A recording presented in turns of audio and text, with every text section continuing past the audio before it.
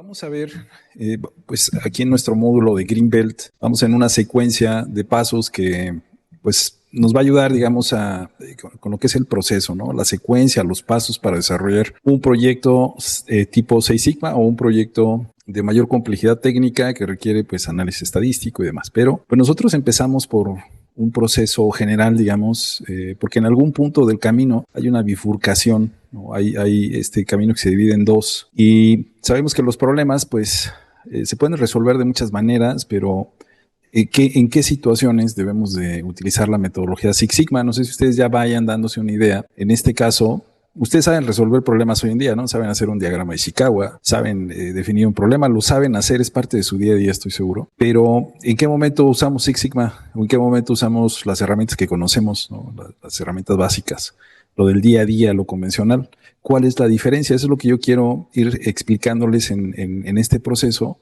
Pues obviamente porque esta metodología nos sirve para resolver, pues obviamente problemas de mayor dificultad, donde necesitas corroborar, comprobar la relación causa-efecto, ¿no?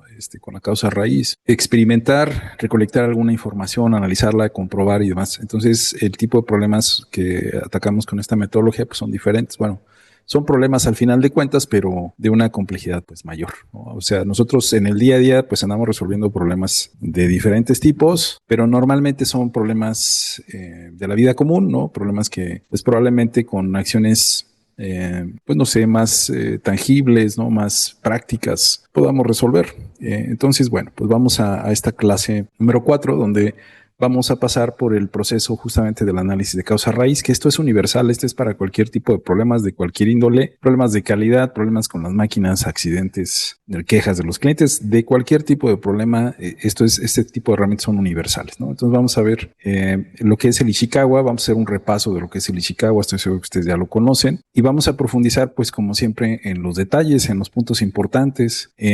Vamos a hablar de la técnica para definir problemas, 4W2H, que es algo muy sencillo. El tema de los 5 porqués, vamos a empezar a ahondar un poquito en ese sentido. Entonces, es como una alineación, digamos, de lo que probablemente ya sabemos usar con la metodología Six Sigma. Entonces, recuerden que nosotros vamos en esta trayectoria, en la ruta de Mike, definir, medir, analizar, mejorar y controlar. Entonces, nosotros, como les he estado mencionando en otras clases, vamos a trabajar nuestro proyecto de certificación con un caso. El caso está ahí en la plataforma. Ustedes ya lo pueden empezar a revisar, muchachos. Aquí voy a cargar el caso. Déjenme ver. Este caso se llama Café Ideal. Entonces aquí se los voy a empezar a compartir, empezar a mostrárselo, muchachos. Este va a ser su proyecto de certificación. Entonces aquí este proyecto pues tiene un contexto que es la base para que ustedes desarrollen este proyecto. Importante que este proyecto pues es un caso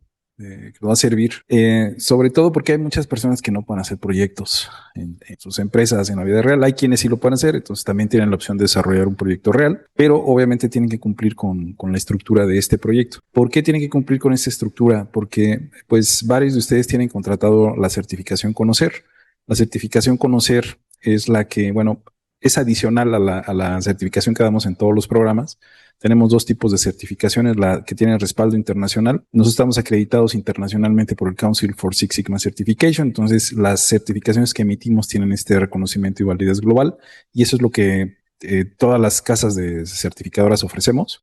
Pero Superant somos únicos en Latinoamérica, México y Latinoamérica, en ofrecer las certificaciones. Además de esa, la certificación con validez oficial. En México hay un organismo, bueno, hay una secretaría, que es la Secretaría de Educación Pública, Ministerio de Educación, como le llaman en otros países, que son, digamos, los responsables de, digamos, las certificaciones, los títulos oficiales, ¿no? El título, todos ustedes son licenciados o ingenieros, y van a ser licenciados o ingenieros toda su vida, ¿no? Ese es un título que ustedes ya tienen. Y las certificaciones con validez oficial, pues son el complemento a ese título. Es como, pues bueno, esas competencias que ustedes van adquiriendo, de alguna manera les van dando una cierta especialización, pero solamente las certificaciones Conocer tienen validez oficial, quiere decir que están vinculadas a lo que es la constante situación profesional CEP. Este documento se emite a partir de septiembre del año pasado. Ustedes lo pueden descargar con el CURP. Si les interesa, les puedo pasar el link para que lo descarguen.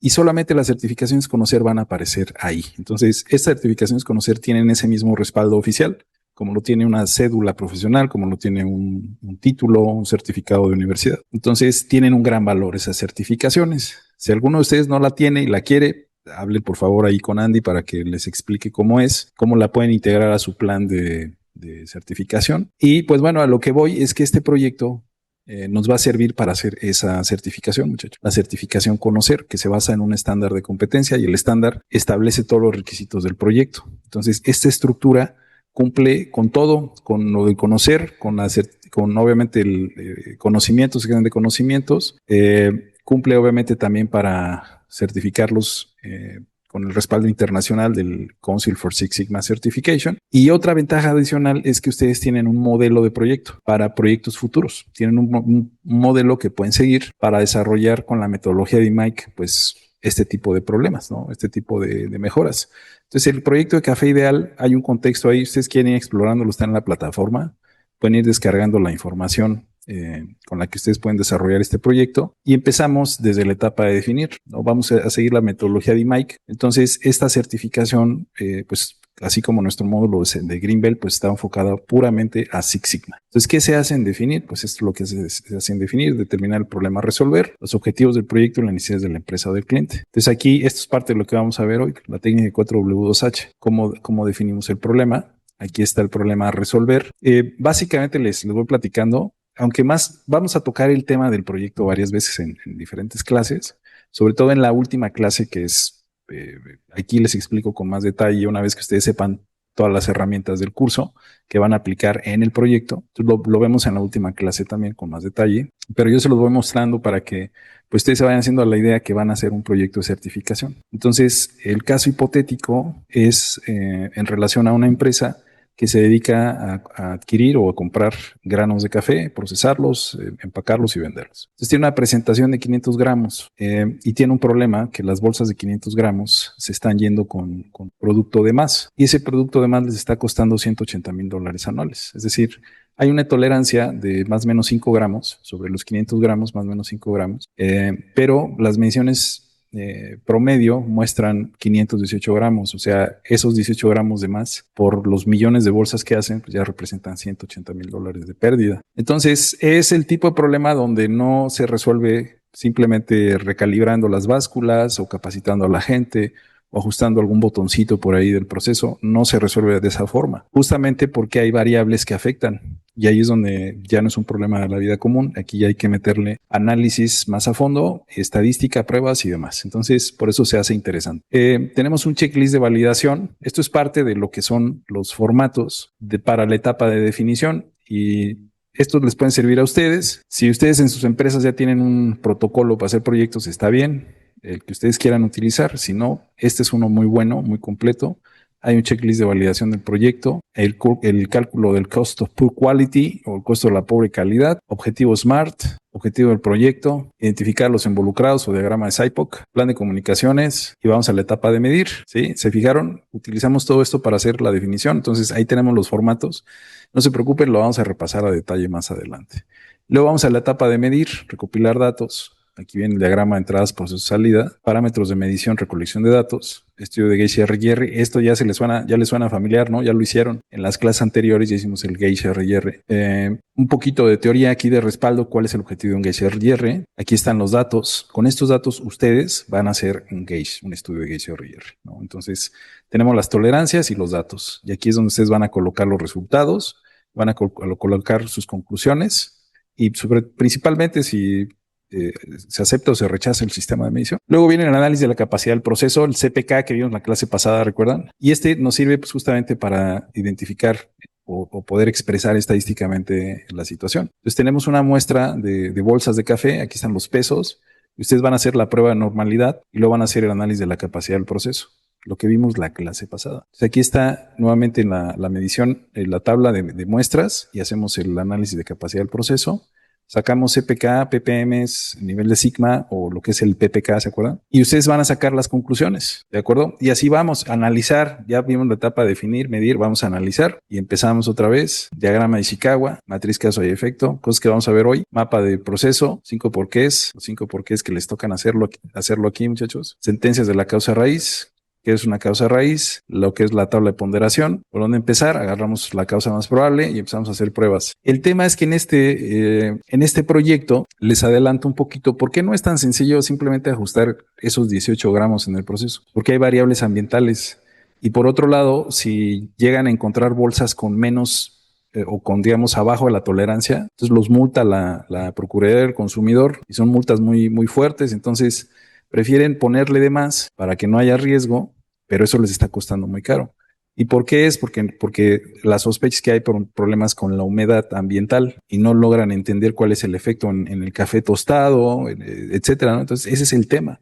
Y vamos entonces, esto lo vamos a ver más adelante, cuál es el porcentaje de humedad actual con intervalos de confianza, cuál es el porcentaje para lograr el peso correcto, o sea, se hacen pruebas a diferentes unidades, a diferentes humedades, y se hacen aquí las pruebas de ANOVA. Porcentaje relacionado con el turno de trabajo, otra vez pruebas de ANOVA, con hipótesis a comprobar, si tiene que ver la hora del día, ¿no? Mañana, tarde, noche. Todo esto les toca hacerlo a ustedes. Si la humedad está entre 30 y 32% actualmente, con pruebas de hipótesis. Sí, y aquí está. Todo esto lo van a hacer, muchachos. AMEF de proceso, también vamos a ver el AMEF. Conclusiones del AMEF. Viene la etapa de mejora. Plan de acción. Acción principal, aquí combinamos, de acuerdo a la causa raíz, ustedes ya lo van a ver, la implementación del flujo continuo que vimos en el Yellow Belt. Acciones complementarias, la comprobación de la mejora, el mapa futuro, análisis de costo-beneficio, y vamos a la etapa de control. Toda la documentación que se tienen que reforzar, cómo se va a verificar que se cumplen las acciones, plan de seguimiento, responsable de monitoreo, plan de reacción, plan de control, AMEF con mejoras implementadas, comprobación de la mejora 10 días después, conclusiones y lecciones aprendidas. Ese es el proyecto DMAIC que ustedes van a hacer. Entonces, se fijan que mucho, pues obviamente ya está predefinido porque es un caso. Entonces, ustedes van a desarrollar lo aprendido, pero al mismo tiempo van a lograr pues poner todo lo aprendido en un proyecto, ¿no? Como poder armar el rompecabezas con todas sus piezas y que ustedes puedan tener, digamos, como gran resumen de todo lo que estamos viendo en el módulo y al mismo tiempo tienen un proyecto ya documentado que les puede servir para otros proyectos futuros. Entonces, de eso se trata el proyecto, muchachos. ¿Comentarios aquí? ¿No hay comentarios, dudas? Creo que no. Bueno, jóvenes, entonces, les quise mostrar esta parte porque nosotros vamos en la ruta de Mike y vamos aquí en la etapa de definir, ¿verdad? Definir, que yo se los mostré ahí en el proyecto. Son básicamente formatos que vamos a usar para una correcta definición del proyecto. Eso lo vamos a tocar más adelante con el caso de Café Ideal. Entonces, la etapa de medir, que ya pasamos, ¿se acuerdan? Lo que es el estudio de Gauge R&R, análisis de normalidad, CPK, PPM, nivel de sigma. Entonces, vamos nosotros ya en la siguiente etapa, vamos a entrar a la etapa de análisis. Analizar. Y aquí está lo que vamos a ver en analizar. No todo lo vamos a alcanzar a ver en el green. Nos vamos a ver en el green solo hasta aquí, hasta lo que es ANOVA, análisis de varianza. El resto, todo esto se ve en el Black Belt. Después, bueno, sigue la parte de mejora, lo que es la definición del plan de acción y la etapa de control, que también vamos a ver, pues, básicamente en lo que es una parte, vamos a verla aquí en el green, lo que es Pokayoques y lo que es el control estadístico de procesos. Entonces, nosotros vamos aquí en nuestra clase de hoy, vamos a entrar aquí a esta parte. Se fijan ustedes que esta empieza desde lo básico, desde lo que es el Ishikawa, 5 porqués, diagrama de Pareto, AMEF. Entonces, vamos a ver cómo se integran todas estas herramientas aquí en nuestro módulo. Entonces, vamos a empezar por hablar sobre lo que es la variación, ¿no? El análisis de causas. Resulta, muchachos, que los productos que fabricamos en nuestros trabajos, en nuestras empresas, pues aunque ustedes en algún momento piensen que están libres de defectos, seguramente en algún nivel existen los defectos, muchachos. En algún nivel, ¿no? Con una probabilidad X o Y. Probabilidad muy alta, muy baja, pero existen defectos. El concepto es que los procesos tienen variabilidad, cosa que ya hemos platicado, ¿verdad? Los procesos tienen variabilidad. ¿Por qué? Por todo lo que implica pues la mezcla de todo esto, la mezcla de todas las entradas en lo que es el producto, ¿sí? Entonces, el producto puede ser cualquier producto o servicio, cualquiera de las dos. Y ese producto tiene características, ¿no? De calidad, tiene requisitos pues, que pide el cliente. El cliente pide tolerancias, pide pues, que esté libre de algún tipo de efectos o que cumpla con algunas dimensiones, con tolerancias y demás. Entonces, La salida, pues bueno, tiene múltiples formas de medirse, o la calidad tiene múltiples formas de evaluarse, todos esos requisitos que piden nuestros clientes. Y aquí el tema, pues, es cómo controlamos, porque ¿qué quiere decir la campana? Esta campana, pues, quiere decir que es una distribución de probabilidades, ¿verdad? Vamos a suponer que esta salida represente una variable de calidad. No sé, vamos a suponer una tolerancia dimensional sobre un diámetro, ¿verdad? Entonces, nosotros medimos una muestra, esa muestra o una muestra, no sé, de X piezas, y esa muestra va a tener una medición promedio, y después le vamos a colocar nosotros las tolerancias de nuestro cliente, ¿verdad? Normalmente hacia los lados, y todo lo que salga de las tolerancias son la probabilidad de efectos que tenemos, ¿verdad? O sea, cada millón de partes, cada millón de productos va a tener un número de efectos. Y entonces la campana de Gauss representa la variabilidad de esa característica de ese producto, pues en esa muestra que estamos tomando, y que nos ayuda a hacer una inferencia ya en el universo de productos, pues cuántos defectos o cuántas piezas de efectos estamos produciendo. Pero la verdad es que el resultado de esta curva es pues obviamente la suma de todos estos factores, muchachos, de todos estos. Hay medición, métodos, materiales. Imagínense un producto de los que ustedes fabrican y saben que pues, las materias primas no vienen de un solo proveedor, o incluso hay veces que sí utilizan un solo proveedor, pero el proveedor trae, no es consistente con su calidad, trae variabilidad también. Y si tú le sumas un proveedor adicional de lo mismo, pues estás metiéndole todavía más variación, ¿verdad? Entre tipos de proveedores o diferentes proveedores. Las materias primas tienen variabilidad también, cosa que pues nosotros no controlamos, ¿no? Las materias primas, tus insumos, pues tú lo puedes medir, pues puedes estar pendiente tal vez de algunas características que son críticas para ti, pero no las puedes controlar. Tú no fabricas el material. Entonces también de esa forma, pues muestreamos, pues hacemos inspección recibo, ¿verdad? En las empresas para con un muestreo verificar cómo está la calidad del proveedores, pero los materiales tienen variabilidad y esa va para adentro, muchachos. Esa va para adentro del proceso. La forma de medir, ¿se acuerdan que vimos en los estudios de Geisha R&R? Que la forma de medir, pues siempre tiene una incertidumbre, ¿no? Los sistemas de medición no hay cero incertidumbre o cero error, siempre tienen un grado de incertidumbre. Hay variabilidad en la forma de medir y a veces la variabilidad está desbordada de tal forma que no nos permite ver la realidad, o sea, no somos capaces de medir la verdad o la realidad o el estado verdadero de alguna característica porque nuestro sistema, nuestra forma de medir es muy mala, tiene mucho error, pero ese error también va para adentro porque eso te lleva, acuérdate, a rechazar productos buenos o aceptar productos malos, esa es la probabilidad. Entonces, al final la variabilidad o el error que tengas en las mediciones también influye en el resultado. Las máquinas, sabemos que las máquinas pues traen sus problemitas también. Si, aunque se les dé su buen mantenimiento o no, las máquinas pues empiezan también a tener un desgaste. Entonces van perdiendo velocidad, van perdiendo ajuste, alineación, etcétera. Y esa variabilidad también la absorbe el producto. El medio ambiente, pues definitivamente hay efectos. Yo creo que todos nos ha tocado al menos algún producto que pueda ser influenciado por alguna característica ambiental, como la temperatura, la humedad relativa, etcétera, no sé, polvo en el medio ambiente, polvo en el aire, la iluminación, bueno, ese tipo de cosas. Las personas ni se diga. El hecho de tener tantos trabajadores en la línea y que las personas pues sean, se les llama pues polivalentes o multihabilidades, o sea, que puedan hacer diferentes tareas. Claro que su grado, su habilidad, su pericia, pues también puede ser diferente, ¿no? Entonces, el hecho de tener diferentes personas, pues claro que le mete variabilidad también al proceso. Todo eso mezclado, todo eso nos da un resultado, obviamente. Por eso en los proyectos Six Sigma analizamos pues mucho las famosas 6Ms, ¿no? Que son estas que están aquí, como fuentes de variabilidad, nada más que no sabemos cuál está pegando. En los proyectos Six Sigma, precisamente, sabes que tienes un problema de alta probabilidad de efectos, pero no sabes qué es lo que más le está pegando o qué es lo que más está influenciando. La medición, pues obviamente desde el principio hacemos nuestros estudios de Geisha R&R para descartar el error en la medición o al menos saber cuánto contribuye. Pero de ahí para adelante, método, materiales, máquinas, no sabemos. Y es donde tenemos que empezar a hacer pruebas, empezar a hacer análisis, y ahí es donde pues entra la parte estadística, justamente. Entonces, Six Sigma, pues recuerden que estamos totalmente concentrados en el estudio de la variación o de la variabilidad. Pero ese es el fundamento, ¿verdad? Hablamos de dos orígenes en la variabilidad, causa común y causa especial. Y esto es muy fácil de entender, la variación, sobre todo las de causa especial. Probablemente entre el 5 y el 15% de la variación total tiene que ver con estas causas especiales. No son las que son de nuestro interés en los proyectos. Sí, la verdad, porque Cuando tú tienes, no sé, salió un lote defectuoso porque, oye, ayer hubo una tormenta y se fue la luz y eso causó un desajuste en la máquina y salió un lote defectuoso. Bueno, ya sabes la causa, ¿no? Y es además algo que va a pasar, pues tal vez nunca vuelva a suceder, ¿no?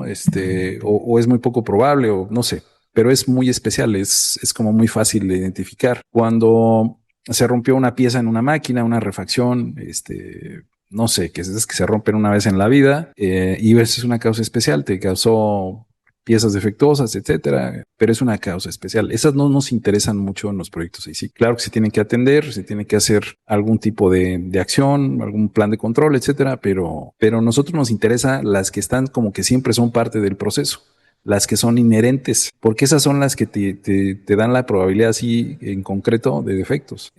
Todo lo que esté inherente al proceso, algún desgaste gradual en la máquina, alguna velocidad reducida, la variación en las materias primas, todo lo que vimos en las anteriores, en las 6Ms, pues justamente hacen parte del proceso y no son tan fáciles de identificar. Entonces, esas son las que nos interesan y normalmente ese les llamamos de causa común y representan del total de la variabilidad hasta el 95%. Entonces, eso era algo que sea Edward Deming, ¿no? Que el 85 al 95% de toda la variación es de causa común. Entonces, esa es la que nos interesa a nosotros. Obviamente, para las causas especiales, pues como les decía, no es que no se haga nada, sí, claro, se tienen que tomar acciones, ¿no? Pero para nuestros proyectos de reducción de la variabilidad, pues vamos a las causas comunes. Entonces, vamos a entrar a esta parte, ¿no? Si lo que vamos a analizar son las causas o las fuentes de variabilidad, pues, ¿en qué nos podemos equivocar en este análisis? Hay errores. En cualquier tipo de análisis de problemas, hay errores comunes. Y esto es muy interesante, muchachos, porque muchos problemas regresan justamente por eso, porque cometemos algunos errores básicos de los que a veces no somos tan conscientes, pero miren, de eso se trata, de reconocer qué es lo que a veces hacemos mal y poder prevenirlo. Entonces, ustedes, como Greenbelts, muchachos, pues tienen que ser unos fregones, decimos acá en México, unos buenazos en analizar problemas, ¿sí? Porque tienen una habilidad que va más allá de lo común. La gente del 95-98% de la gente usa su sentido común.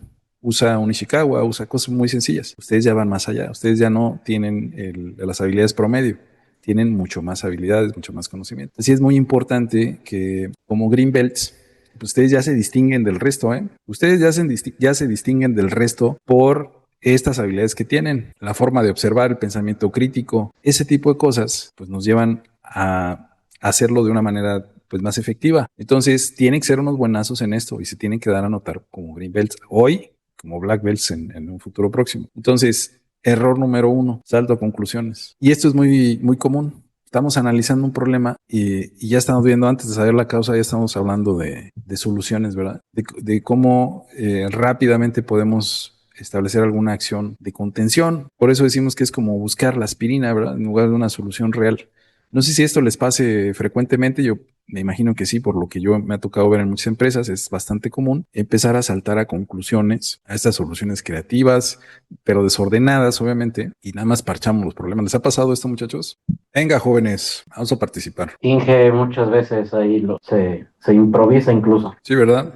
Y muchas mexicanadas a veces. Las mexicanas parchamos los problemas. Obviamente, miren, no es que no se pueda, o sea, sí es de la manera técnica de mandarle o adecuada de nombrarles a eso es acción de contención, ¿verdad? Que es un parche, es algo temporal, pero a veces nos quedamos ahí, ¿no? En el puro parche. ¿Qué dicen los demás? Verónica, Yesenia, Lisette, Ivette, Emerson. ¿Qué dicen, muchachos? ¿Les pasa seguido esto? ¿Lo han visto? ¿Lo viven? Bueno, buenas noches con todos.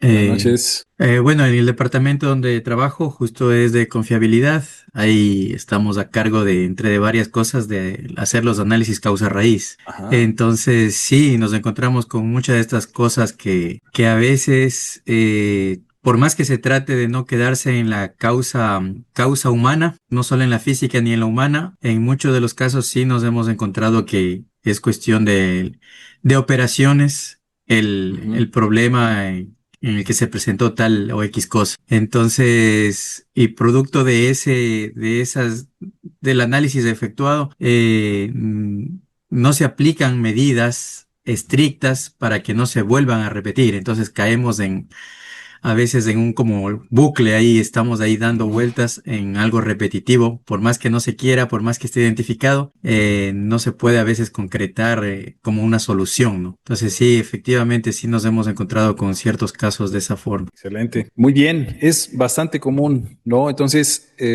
justamente, ¿quién se da cuenta de eso? Hay una figura, obviamente, que puede ser el Green Belt o puede ser un facilitador. Ustedes, si ustedes, como dice Emerson, son los responsables de hacer los análisis, pues tienen una gran responsabilidad, porque donde los problemas se sigan repitiendo, ¿qué significa, muchachos? Que no llegamos a la raíz, ¿verdad? Imagínense que su doctor pues no logra erradicarles la enfermedad, la raíz de su padecimiento. Está mal, ¿verdad? Porque se debe de poder, a través de la investigación de pruebas, etcétera, pues tenemos que llegar a la raíz del padecimiento, del problema. Entonces, eso es como muy, muy fácil de observar en el aspecto de la medicina, y estamos acostumbrados a que el doctor pues sí nos resuelva el padecimiento, pero acá en el trabajo nos damos el lujo de no hacerlo. Nos damos el lujo de que, pues a ver, el grupo dice que es esto, vamos a intentarlo, y si no funcionó, pues ya veremos. Luego se pierde la continuidad, nadie tiene tiempo para atender las sesiones de causa raíz.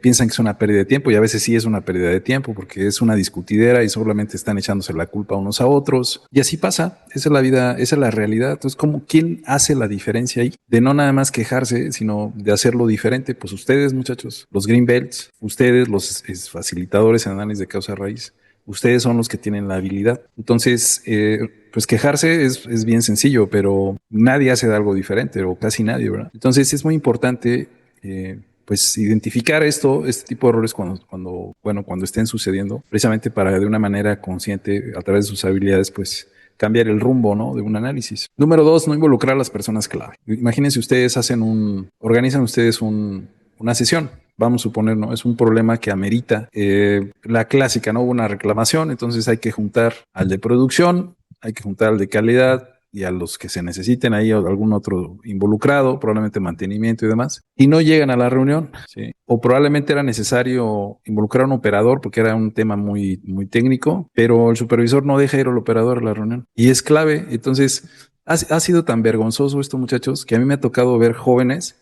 haciéndoles los análisis, los reportes a los clientes, ellos solitos, así en su computadora, haciendo el Ishikawa, haciendo la lluvia de ideas, una sola persona. Y eso es vergonzoso, muchachos. Entonces, para empezar, si ustedes convocan un proyecto, están liderando un proyecto, están liderando un análisis de causa raíz y no tienen las personas adecuadas, pues no hacen nada, ¿verdad?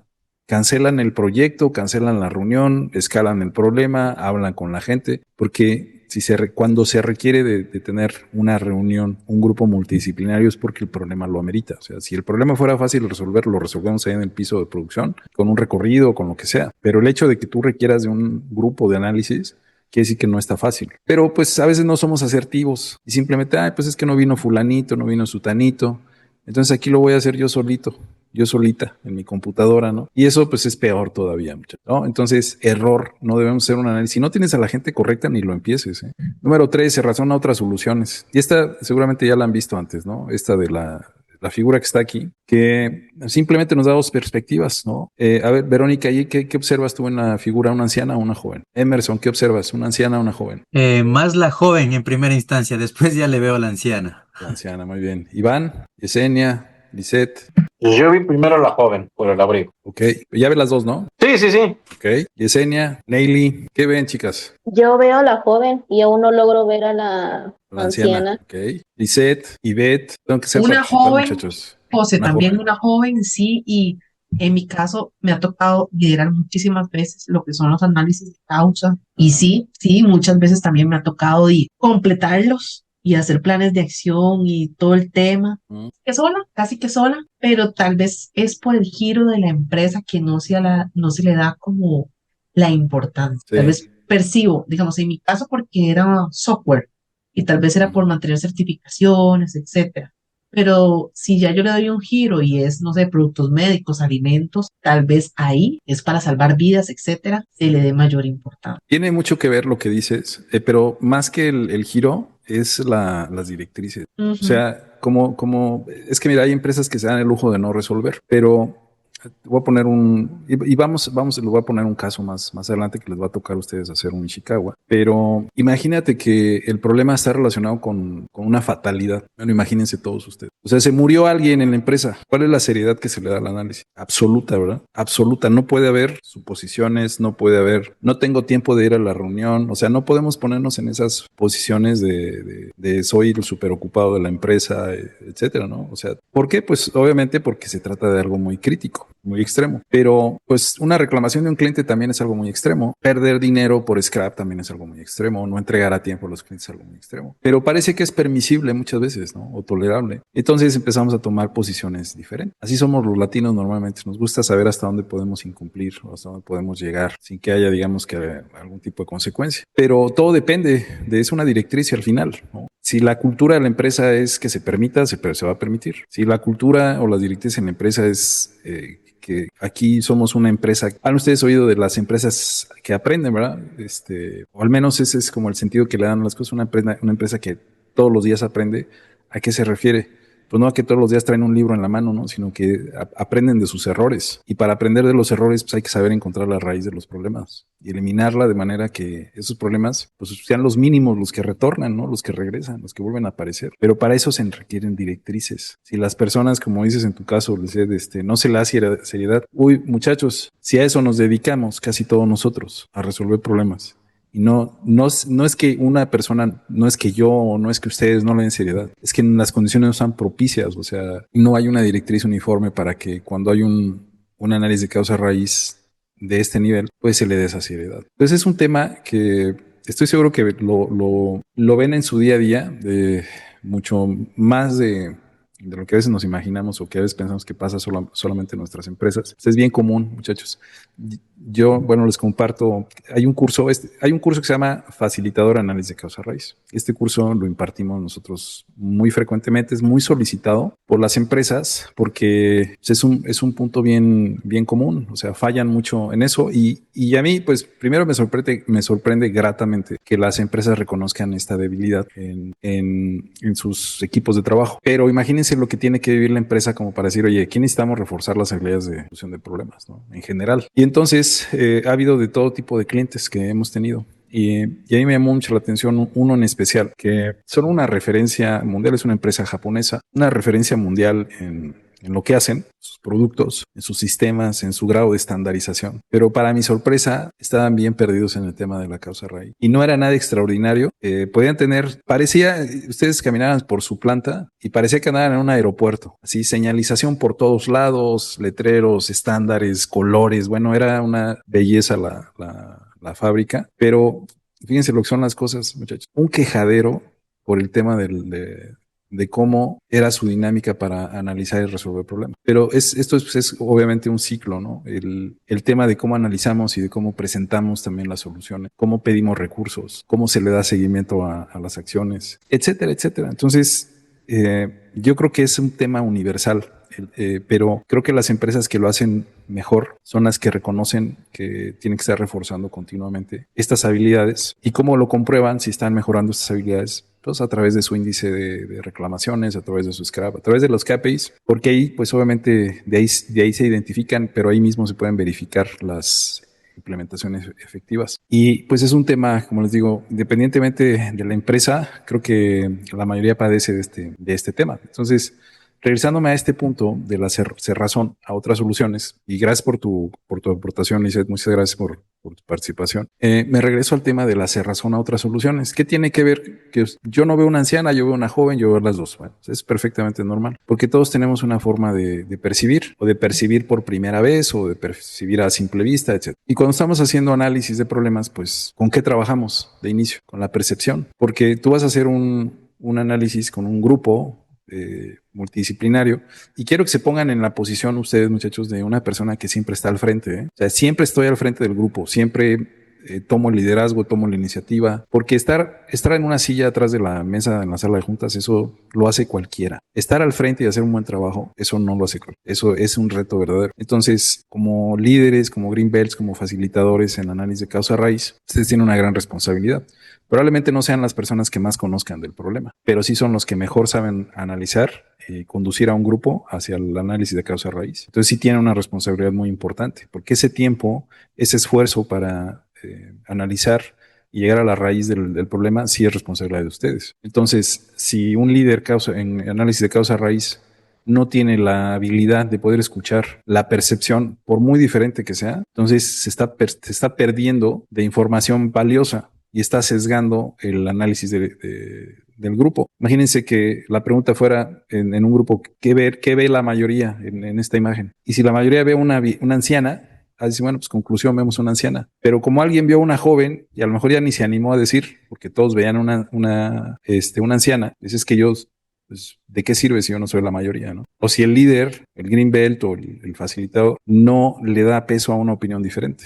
¿Me explico? Entonces, vamos sesgando nuestro análisis en ese sentido, porque no somos capaces de explorar. A veces pensamos que lo que piensa la mayoría es la verdad. Pues no, muchachos, es un camino, un atajo muy sencillo. Presentación impropia de soluciones. Miren, decía, bueno, en este curso que les menciono, había un problema. Imagínense que esta empresa utiliza, bueno, ellos fabrican asientos para Toyota, Honda y otras marcas. Entonces, utilizan piel, utilizan hilo, ¿no? Importado y obviamente tienen una orden de producción de un modelo de cierto color y vamos a suponer, ¿no? La orden de fabricación era de 250 piezas y se quedaron cortos.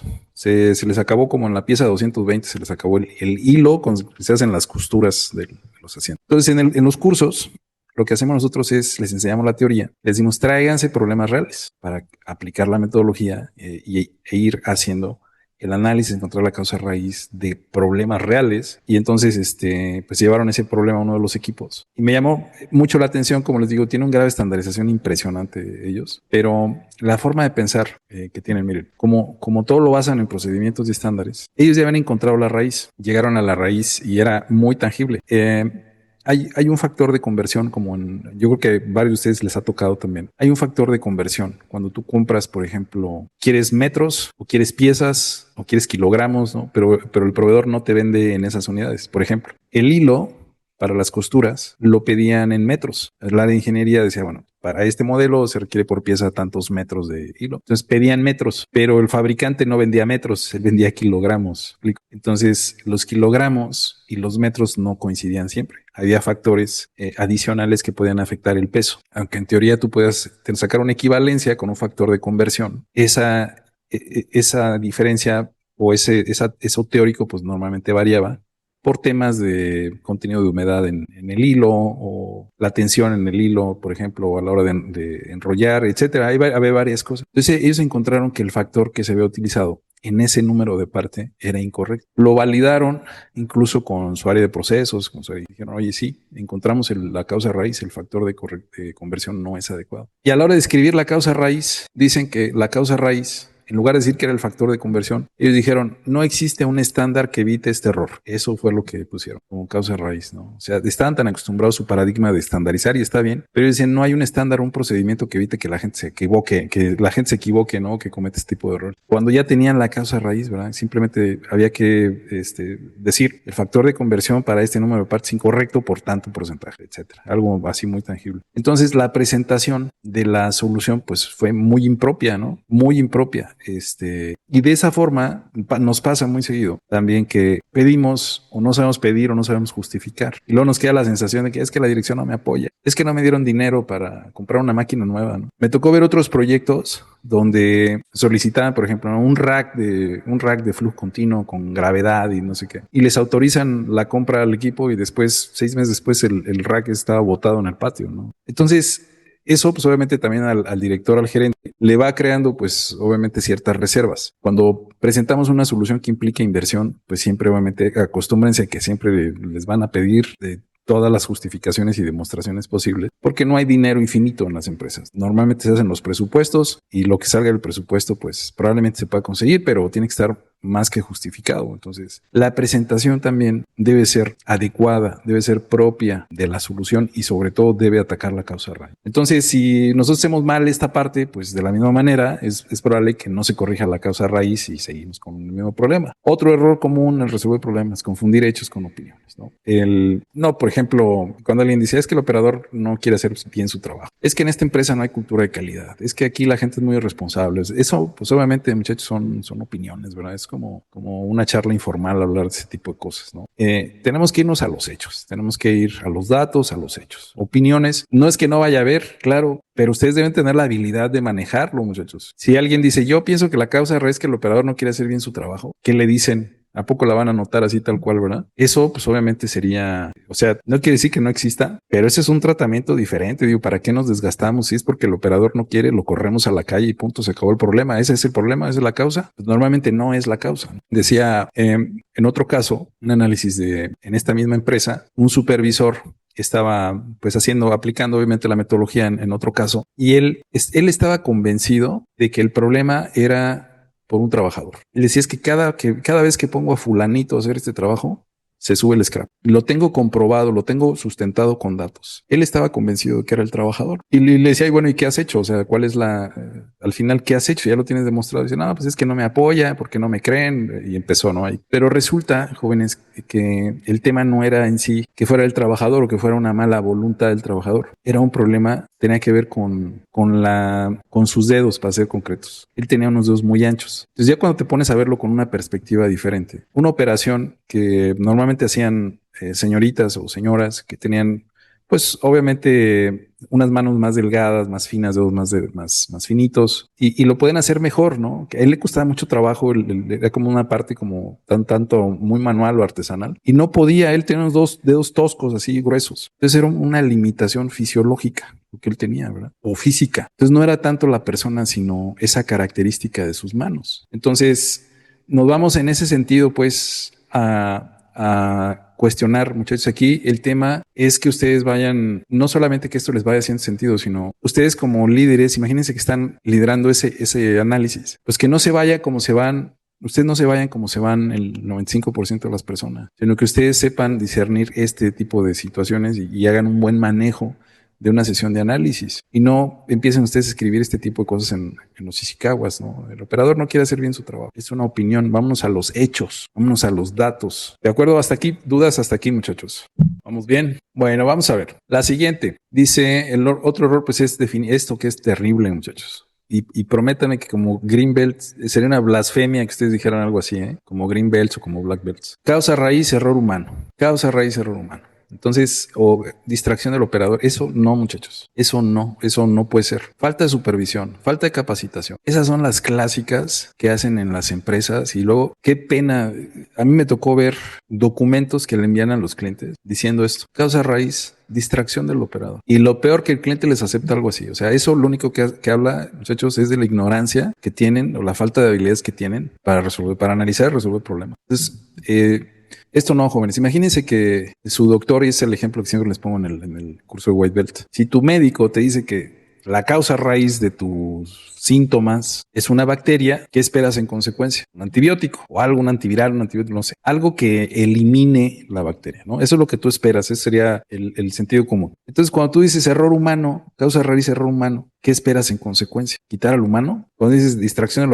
del operador, ¿qué esperas en consecuencia? Decirle, señor, no se distraiga, ponga atención. Esa es tu solución como ingeniero. Entonces, por eso se ven tan mal diciendo este tipo de cosas, güey. No las acepten. Creo que ya está de más que a este nivel sea tan reiterativo, pero es impresionante lo que pasa en las empresas. Muy bien. Entonces, nosotros tenemos que usar un método estructurado. Aguas con los errores. Esos son los errores clásicos a la hora de analizar y resolver problemas. Entonces, ustedes no es que estén así como espectadores atrás de la sala, ustedes están al frente, muchachos, y sabiendo y siendo conscientes de que esos errores se pueden cometer. Y ustedes, obviamente, traen una habilidad diferente, no los pueden cometer, no los pueden permitir. Entonces, por eso es importante usar un método estructurado. Nosotros debemos de tener muy claro que una causa raíz es la causa fundamental que si se corrige va a evitar que se presente nuevamente el evento, condición o problema. Esto es muy importante. Casi, muchachos, que se la graben, que se tatúen esta definición. La causa raíz es la causa fundamental que si se corrige evitará que se presente nuevamente el evento, condición o problema. ¿Por qué es muy importante? Porque es la pregunta que tenemos que hacer siempre al finalizar o cuando ya pensamos que encontramos la causa raíz. Es esta sencilla pregunta, pero no la hacemos. Les ponía yo el ejemplo en el curso de White Belt de la persona que se cayó de las escaleras. Viene bajando la escalera, se cae y se accidenta. Y el equipo de trabajo, fíjense, ingeniero capacitado en no sé cuántos lugares, con cuántos cursos, la gente con 15, 20 años de experiencia, bueno, todo el mundo años de trabajo y de estudio. Y salen con que la causa raíz es que la dimensión del escalón no era la correcta. O sea, cualquiera se sorprende y dicen, ay, uy, qué inteligentes, ¿no? Encontraron que la dimensión. Pero un director les pregunta, oye, si tú cambias la dimensión del escalón, ¿me garantizas que nadie más se vuelve a caer? Y ahí es donde los puso a pensar. Le dijeron, no lo podemos garantizar. Dijo, entonces no, esa no es la causa raíz. Puede ser un factor, puede ser un hecho, puede ser una causa complementaria, pero no la raíz. ¿Me explico? Entonces, hay veces, les voy a platicar un ejemplo peor que este que les acabo de decir, de esa misma empresa. Había un proceso que era un proceso muy rudo, era un proceso de alto riesgo. Era una prensa de extrusión que era una monstruosidad de máquina y la prensa de extrusión extruía pues, un lingote que estaba al rojo vivo, demasiado caliente. Entonces lo extruía, lo deformaba y lo hacía una pieza larga. La longitud de la pieza era como de 5 metros y pesaba tal vez entre 400 y 500 kilogramos. Entonces, ya que salía la pieza, salía en una posición donde tenía que rodar hacia una mesa. O sea, la tenían que desplazar hacia una mesa para acumular las piezas producidas. Pero no funcionaba el mecanismo que hacía eso. Entonces, ¿cómo desplazaban la pieza? Lo hacía un operador. Le fabricaron un gancho en un taller, un gancho, así un garfio, y enganchaba la pieza y la jalaba. Estaba muy pesada la pieza. Entonces, él tenía que hacer un esfuerzo muy grande. Con todo su peso muerto, el peso de su cuerpo, enganchaba y se hacía, se balanceaba hacia atrás para poder jalar la pieza. Entonces imagínense que en una de las veces que estaba haciendo esto, se le zafa el gancho y pues con toda la fuerza que le ponía, pues imagínense a dónde fue a darse. Entonces fue accidente, incapacitante, y llega la gente de seguridad y eso sí, hacían un show que no se imaginan. Acordonaban la máquina, casi dibujaban el cuerpo del señor, digo, no se murió, pero casi dibujaban ahí la silueta en el piso donde había caído, la producción parada hasta que no se resolviera. Bueno, era un show. A la hora de presentar el análisis, dicen que no lo van a creer lo que dijeron. A la longitud, al gancho que utiliza el operador, le hace falta 17 centímetros. Eso fue lo que dije. Entonces, pues obviamente imagínense que esto lo presentan a un comité gerencial. Hubo hasta risas, porque pensaron de inicio que era una broma lo que estaban diciendo. Entonces, cuando se vio que la cosa era en serio, pues salió la preocupación verdadera, ¿no? ¿Cómo creen que le faltan 17 centímetros? De inmediato una persona de mantenimiento les dijo, oigan, pero ¿cómo están analizando ustedes problemas? ¿Cómo es posible que no se hayan dado cuenta que el mecanismo que hace esa operación no funciona? Esa es la verdadera causa raíz. ¿Por qué no funcionan los brazos automáticos de la máquina? Y sabían que era porque un sensor había fallado y una serie de cosas ahí. Pero en lugar de irse a la causa verdadera, se van. El gancho que usaba, un gancho hechizo, dijo, ¿cómo es posible que una prensa alemana funcione con? Y lo peor, ¿cómo es posible que ustedes presenten este tipo de análisis y de causas tan ridículas? Casi lo sacan a patadas de la sala de juntas. Se les quedaron en ridículo frente al grupo gerencial. Y personas como cualquiera de nosotros, con años de experiencia, preparados y todo. Ahí están las consecuencias de hacer análisis mediocres, justamente. Análisis al aventón, donde no pasa nada. ¿Me explico? Pero es preocupante, pues obviamente, quién está haciendo los análisis. Entonces, como les decía, puede ser que ustedes no sean expertos en seguridad, jóvenes, y un día les toque analizar un accidente. No pueden salir con una ridiculez de esa forma, de ese tamaño. Sin ser expertos, lo que sí son expertos es analizar problemas. Porque para analizar problemas no se necesita ser experto. Se necesita ser experto en análisis. Experto, facilitador en análisis de causa raíz. Ahí sí hay que ser experto. Pero no en el producto, no en seguridad, no en calidad. No necesitas ser experto. Es incluso hasta contraproducente muchas veces. Que seas experto y que estés al frente. O sea, experto en el producto o en el diseño o en lo que sea, que además estés analizando un problema en ese aspecto. Se recomienda que no sea así por el sesgo que puede haber. Pero de ese tamaño, jóvenes, de ese tamaño. Entonces, la pregunta que nunca se hacía a este grupo era, oye, si ustedes le suben 17 centímetros al gancho, ¿ustedes pueden garantizar que el problema no se puede volver a repetir? Pues obviamente no. Si se hubieran hecho esa pregunta con el tema del escalón, pues obviamente no. Pero la pregunta más sencilla y la que no nos hacemos, ¿cómo ven, jóvenes? Bueno, entonces, es muy importante tener el método. Nosotros vamos a empezar, como les decía, estamos hablando de temas generales, ¿no? No estamos hablando solo de proyectos Six Sigma. Si ustedes saben hacer proyectos Six Sigma, quiere decir que lo básico lo hacen muy bien, ¿no? Entonces, ahorita estamos hablando de lo básico, que eso lo tenemos que hacer muy bien también. Definir el problema, causas potenciales, 5 porqués, causa raíz. Ese es como vamos los pasos universales para poder resolver cualquier tipo de problema. Probablemente en el análisis es donde vayamos a requerir, en el tema de la causa raíz, podamos requerir o no de herramientas estadísticas, ¿no? Dependiendo de la naturaleza del problema. Entonces, vamos por partes, vamos a lo que es la definición del problema con la técnica 4W2H. Es importante definir el problema. No podemos suponer que ya todo el mundo sabe de qué es lo que venimos a analizar. Si yo les pidiera en este momento a todos ustedes que hicieran un diagrama de flujo, paso por paso de cómo se cambia un neumático, estoy seguro que harían cosas diferentes. Todos ustedes. Entonces, cuando vamos a analizar un problema, pues es igual. Recuerden que cada uno tiene una forma de percibir las cosas, ¿no? Y lo primero que debemos de garantizar es que todos entendemos qué es lo que vamos a resolver, no darlo por obvio. Entonces, hay algunas reglas muy básicas para una buena definición del problema. Aquí se recomienda, dice, haz lo que tu médico hace, buscar síntomas, ¿no? Enfocarte en los síntomas, o sea, qué pasó, cómo pasó, dónde pasó, cuándo pasó, ¿no? Así le hace el médico, ¿qué le pasa? ¿Me duele? ¿Cuándo le duele? Tengo fiebre, ¿de cuántos grados? ¿Sí me explico? Empezar a buscar síntomas es importante. Entonces aquí vienen los 4W2H justamente, que en inglés son las iniciales de las preguntas what, when, where, how much, etcétera, etcétera, ¿no? Entonces, ¿qué, cuándo, quién, dónde, cómo, cuándo? Son las 4Ws más 2H. Es muy sencillo. Lo que sí es importante es que cuando ya tengamos una definición del problema, pues nosotros verifiquemos que no implica o que no estamos hablando de la solución dentro del problema. Me decía, este ejercicio que hago siempre con la persona que se cayó de las escaleras, causa raíz es que no tiene la superficie antiderrapante. Bueno, ese es solución o es causa. ¿Sí? Es que la causa raíz es que no hay ayudas visuales. Esa es la solución o es la causa. Siempre háganse esa pregunta. Entonces, en la definición del problema, no debemos de colocar o de estar asumiendo la causa, porque pues justamente lo que queremos no la sabemos.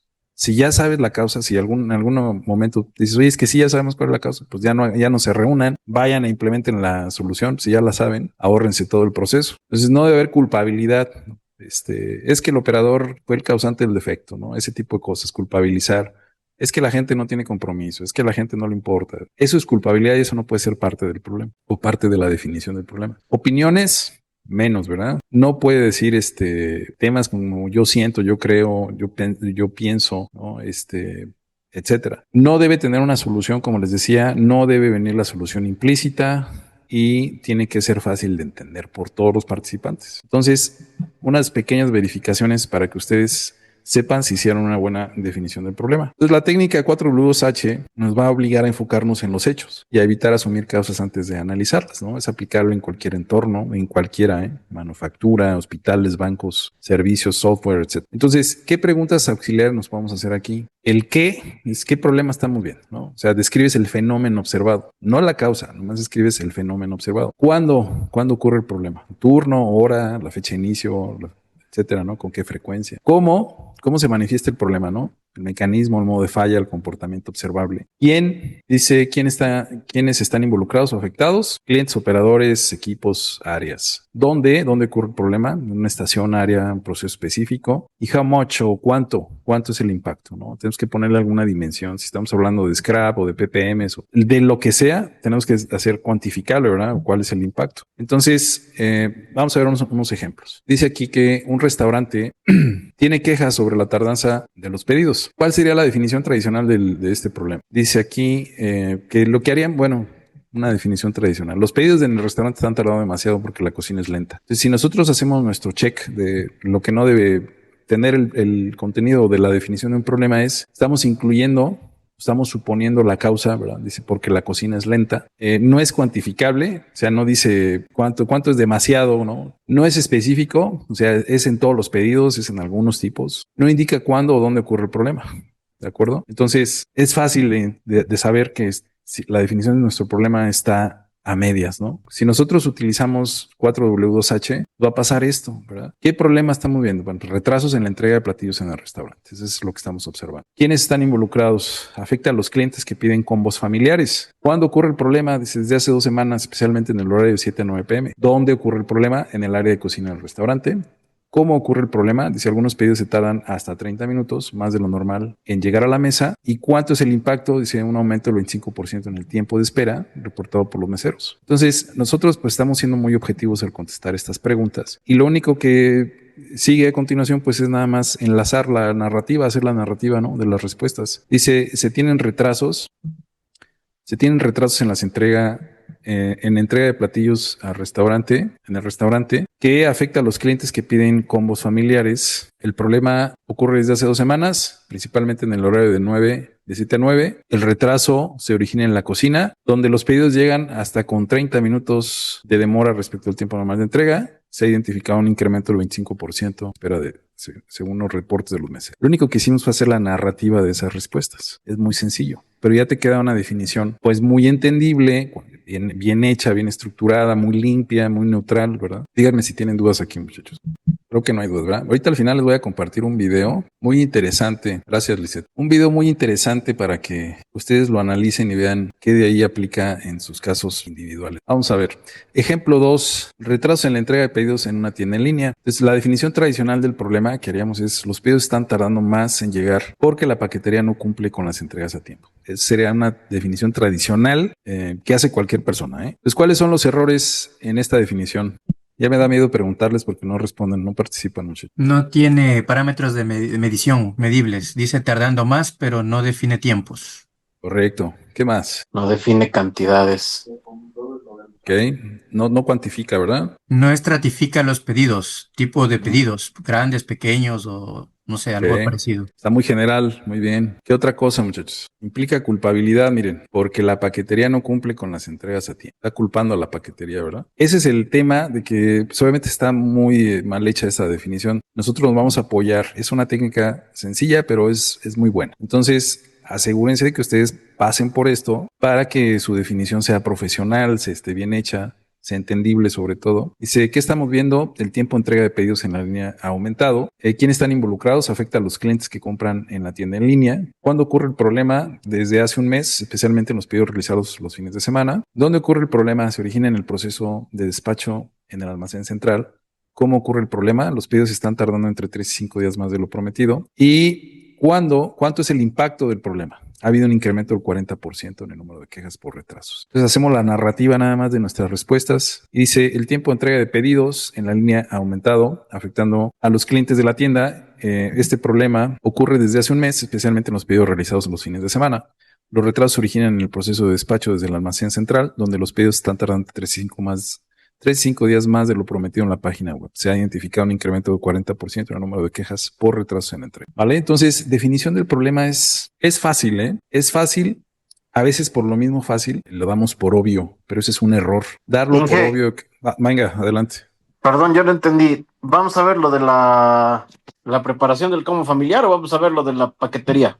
Ya me perdí tantito. Ajá, porque estábamos hablando que los pedidos en la cocina se tardaban mucho. Ajá. En un rango de 7 a 9. Y ahorita ya es tema de paquetería y de los pedidos. O sea, ¿está ligado? No, pues es que son 2 ejemplos, Iván. Ah, ok. Va. Son 2 ejemplos diferentes, así es. Okay. Es para ejemplificar Sí. cómo lo haríamos tradicionalmente en el caso del restaurante y cómo lo haríamos usando el 4W2H. Sí, gracias.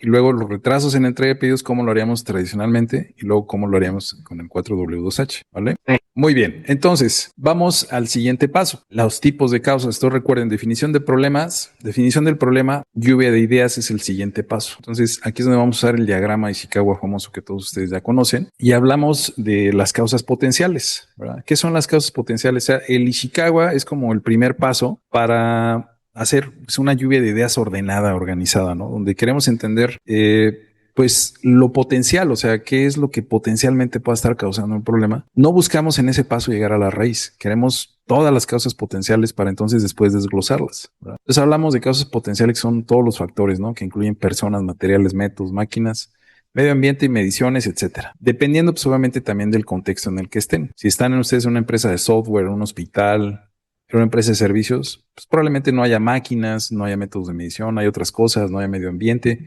pero podrán utilizar otras categorías, ¿no? Entonces, los tipos de causas se pueden clasificar de diferentes formas, ¿verdad? Por ejemplo, los que tienen que ver con las personas, pues típicamente son falta de capacitación, ausencia del personal, desconocimiento de procedimientos.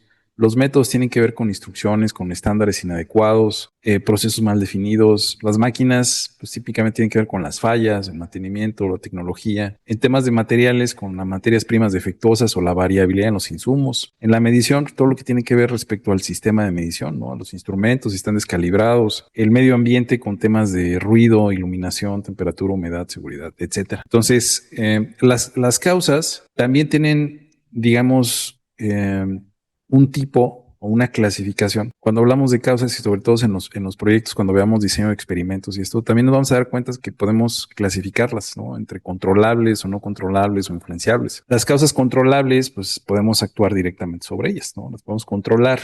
Las causas no controlables, pues simplemente, por ejemplo, los temas de las materias primas, ¿no? La calidad de los proveedores.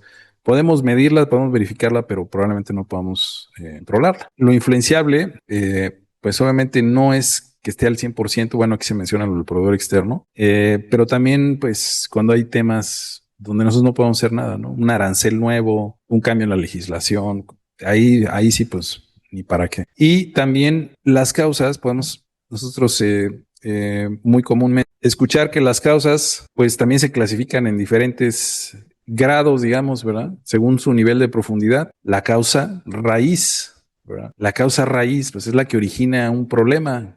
Cuando se elimina el problema no vuelve a ocurrir, eso es lo que vimos. La causa directa o inmediata es la que se manifiesta justo antes del problema, pero no es la raíz.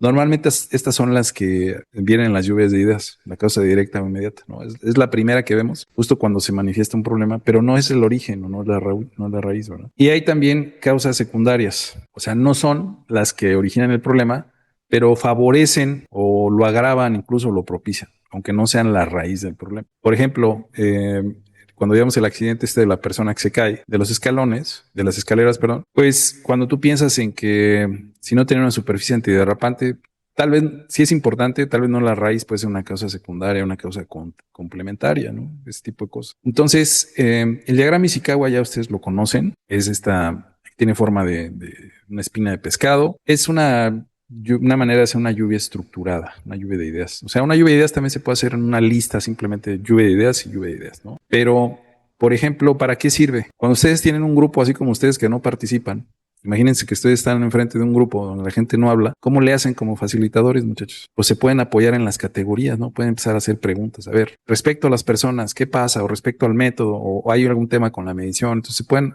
ustedes apoyar en estas categorías para favorecer la lluvia de ideas, para que las personas, como les digo, empezamos trabajando con la percepción de las personas. Entonces, pues es necesario, la lluvia de ideas es así. Ustedes como líderes Greenbelt, como facilitadores y demás, lo que quieren es exprimir la percepción de la gente, que les den todas las ideas que tienen sobre el problema. Eso es lo que ustedes quieren. Entonces, hay algo muy importante aquí, que no es momento de discutir las ideas.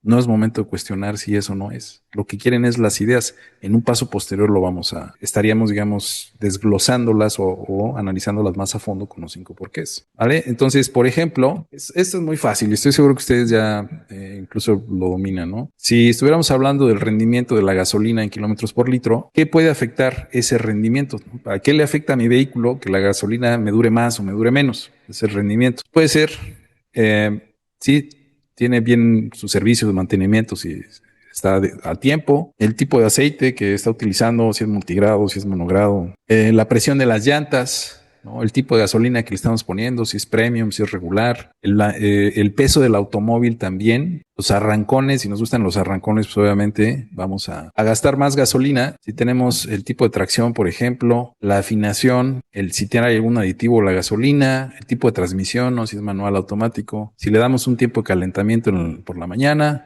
si andamos en la ciudad, si andamos en carretera, ¿verdad? El tipo de llantas que usamos, regular o radial, el clima, el conductor, ¿no? La habilidad del conductor también, el tipo de terreno, si es muy montañoso, si es plano, el número de pasajeros también afecta, ¿verdad? Del odómetro, si está calibrado, la experiencia del conductor, etcétera. Bueno, hay una serie de cosas aquí que puede ser como fácil de identificar, Pero este ejemplo que es muy sencillo, ¿por qué se los muestro? Porque hay veces, muchachos, que imagínense que ustedes son el líder de un grupo de análisis y una persona les dice, bueno, la presión de las llantas, ¿no? La presión de las llantas, ok. Pero la persona, ustedes le preguntan, ¿dónde quieres que pongamos presión de llantas? ¿Dónde va? No, pues en máquina, que hay máquina. Pero por ahí otra persona dice, no, eso va en medición. Y entonces empiezan a discutir si es medición, si es máquina o si es el procedimiento, si es lo que sea. La verdad es que eso es lo menos importante, ¿eh? ¿Dónde coloquen ustedes en qué categoría es lo menos relevante en ese momento? Pero eso es muy importante aquí no perderse en discutir. Les voy a compartir un ejemplo, muchachos. De estos cursos que les digo, pues ha habido muchas experiencias y recuerdo muy bien que estábamos analizando eso en otra empresa, estábamos analizando un problema, bueno, ya el grupo estaba practicando y en este paso, justamente, cuando estábamos explicando de primera vez, pasamos de la teoría a un ejemplo y entonces ahí empezamos con un facilitador voluntario, digamos, para que empiecen a practicar. Entonces pasó un gerente, era el gerente de control de calidad de esa empresa y pues igual ya estaba en la pizarra ahí el llegar a Michikawa. Entonces volteé y le hice a su grupo, bueno, era un grupo grande, como 40 personas, ¿no? En el curso había de todas las funciones. Dice, a ver, jóvenes, pues lluvia de ideas. Entonces una señorita le dice, ingeniero, yo pienso que la causa principal es que no se está cumpliendo la tolerancia de un filamento, no sé, una cosa así. Entonces el ingeniero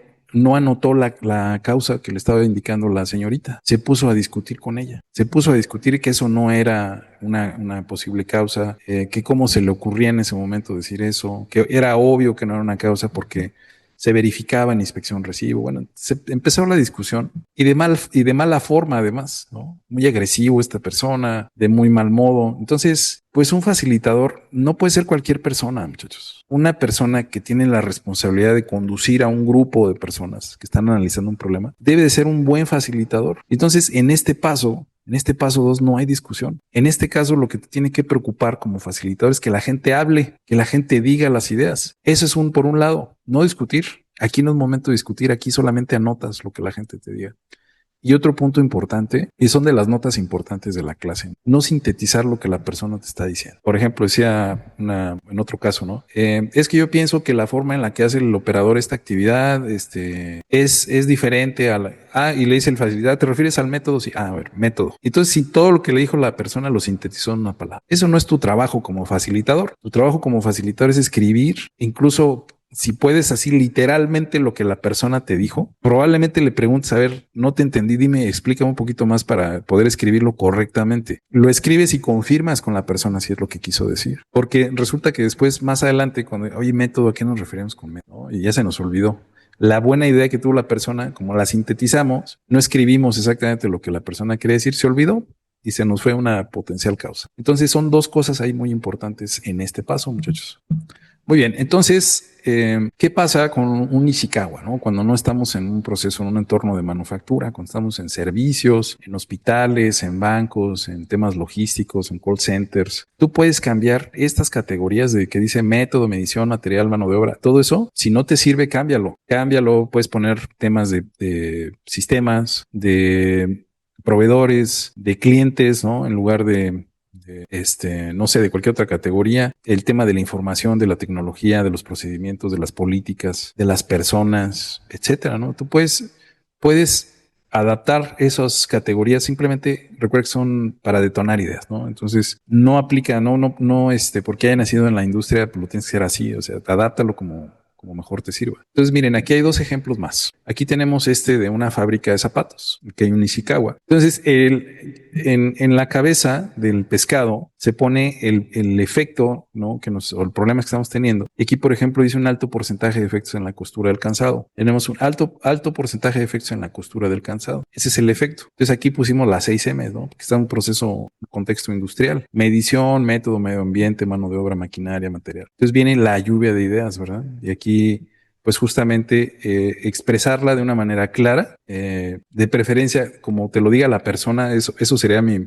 consejo, el mejor consejo que les pueda dar. Trata de escribirlo literalmente como la persona te lo dijo, siempre y cuando él mismo entienda lo que quiere decir, ¿verdad? Pero ya lo aclaras y lo escribes o lo confirmas y luego ya colocas ahí en la pizarra lo que quiso decir. Y otra cosa importante, muchachos, esto no se hace sentado en una sala de juntas, ¿eh? No se hace proyectando en una pantalla, tú acá sentado con la gente ahí en la sala de juntas, es de lo más aburrido que te puedas imaginar hacerlo así. Tienes que estar al frente de tu equipo, como facilitador, propiciando la participación. Eso es tu misión, que la gente te diga la percepción de las causas del problema. Entonces, son habilidades que, pues eso simplemente no lo sustituye la IA, no lo sustituye una hoja de Excel, nada de eso, muchachos. El líder sigue siendo el líder, eso es insustituible, ¿no? Y la dinámica y el propiciar la confianza, la libertad, la apertura para decir lo que la gente piensa que es el problema. Ese es trabajo de ustedes. Entonces aquí, bueno, podemos ver algunas causas, ¿no?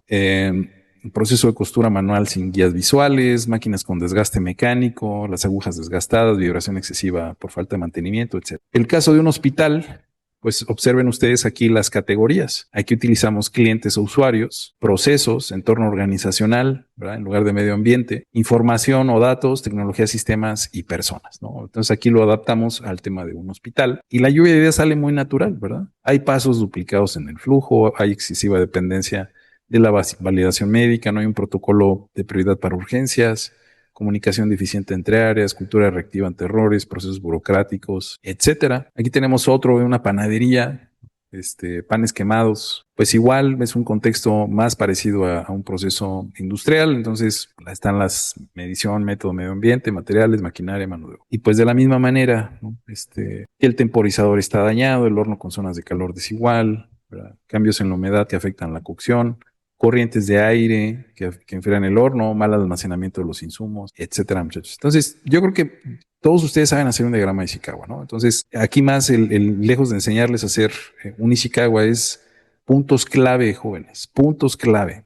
Ahora, la preparación, muchachos, en este sentido, es muy hacia el rol de ustedes, hacia el rol como facilitadores. Ustedes tienen que ser unos buenazos en esto, en saber guiar a un grupo sin sesgo, sin influir, sin hacerlo de mala gana, con mal carácter. Hay ciertas cosas que afectan, jóvenes, el resultado. Es responsabilidad. Si ustedes están al frente de una reunión, es su responsabilidad cómo termina esa reunión, ¿eh? Es su responsabilidad. Si el problema no se resuelve de raíz, es su responsabilidad como facilitadores. No es de la gente que participa, es de ustedes como líderes. Entonces sí tienen que entender muy bien ese rol y saber y ser conscientes de que probablemente sean la persona que menos sabe sobre el problema, ¿eh? El caso que yo les explicaba del gerente que se pasó a facilitar el paso del Ishikawa es el claro ejemplo de por qué no conviene ser experto y ser facilitador. O sea, ser experto me refiero a que yo sé mucho sobre el producto, sé mucho sobre el proceso, soy el responsable del proceso y aparte quiero liderar el análisis de causa raíz. Eso es una mala combinación, muchachos. Si tú eres experto en lo que se va a analizar, el experto técnico, ¿no? En el proceso, en el producto, en el procedimiento, en lo que sea, vales más como miembro del equipo que como facilitador. Deja que alguien más lo haga para que no tenga sesgo. Alguien que sepa manejar al grupo. Miren, se dan muchos casos. Miren, cuando hacemos estos ejercicios, me tocó ahí en la empresa, cuando empezamos a dividir así por equipos, empieza la gente a practicar. Entonces estaba el típico caso de que está un jovencito del área de procesos y está dentro de su equipo, está el gerente de operación, dentro de su equipo de análisis de causa raíz. Entonces le temblaban las piernas a este niño porque la persona pues era de las personas que más sabían ahí en la planta. Tenía todos los años ahí trabajando. Entonces lo que él decía, pues mucho de lo que él decía, casi le estaba diciendo que él ya sabía cuál era la causa. Entonces imagínate tú en los zapatos de este jovencito. ¿Qué haces? Está el jefe de los que tienen más conocimiento, más autoridad. Él quiso participar en el análisis. ¿Qué haces tú como facilitador? ¿Vas a escribir todo lo que te diga? Así tal cual. Si él te dice, yo ya sé la causa, ¿qué haces en ese momento? ¿Qué le dices? Tú como facilitador, obviamente, no le puedes decir que no estás de acuerdo. Tienes que seguir tu proceso como tal, ¿no? Si es una percepción, es una lluvia de ideas, pues como tal, ¿verdad? Porque si hay una persona que dice, y eso es típico, ¿eh? Que te dice, no, nosotros ya sabemos cuál es la causa de raíz. Y luego, ¿por qué no lo han resuelto? Me explico. Entonces, ¿cómo manejas al grupo? Ahora imagínate que tienes a las dos personas que siempre están compitiendo para ver quién tiene la última palabra, quién tiene la razón, quién sabe más que el otro. ¿Cómo los manejas a ellos? ¿Qué haces? Así está la persona que lo sabe todo. No sé si lo han conocido, al que lo sabe todo.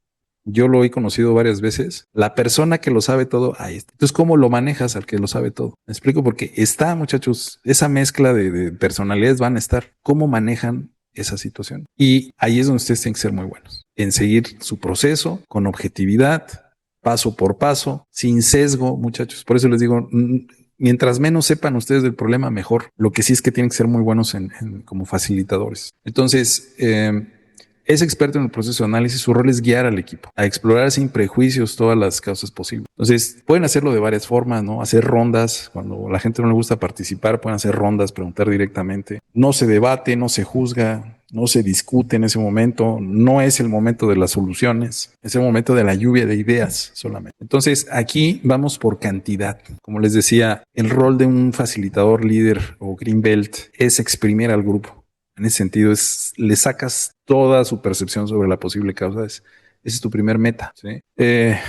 Entonces, ¿cómo saber en qué momento parar, ¿no? de una lluvia de ideas cuando ya fue exhaustiva?